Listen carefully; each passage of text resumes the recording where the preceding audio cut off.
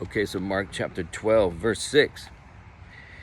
Having yet therefore one son, his well-beloved, he sent him also last unto them, saying, they will reverence my son. So,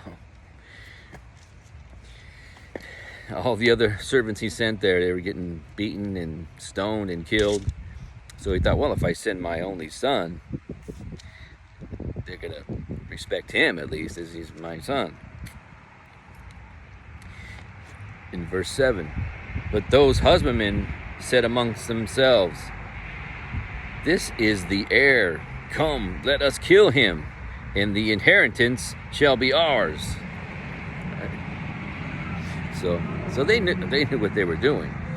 Right?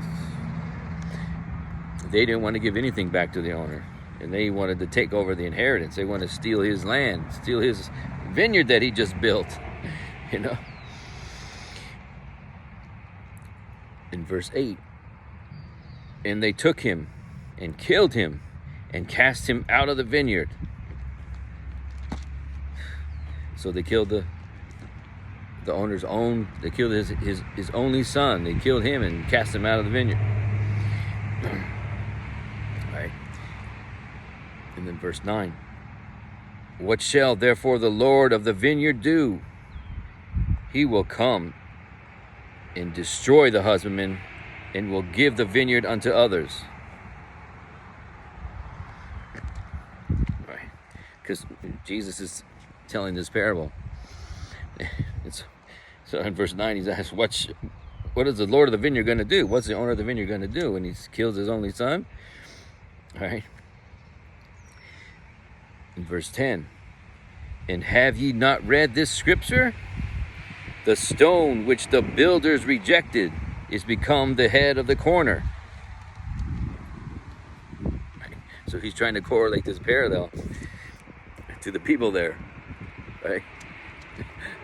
Because Jesus is the cornerstone of the foundation. He's from the beginning, right? So they're not getting it, but he's showing that he's going to be rejected, right along with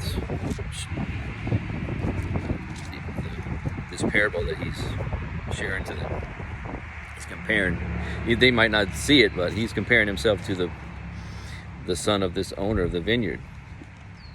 All right. So verse 11, this was the Lord's doing, and it is marvelous in our eyes.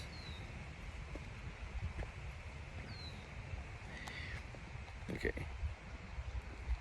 So he's explaining to them, well, trying to through a parable, because remember we talked about, he would talk to the multitude in parables, but then when he got the disciples alone, and he would explain it, because they didn't, the majority didn't have ears to hear or eyes to see, so they had to go back wondering, what is he talking about? Okay.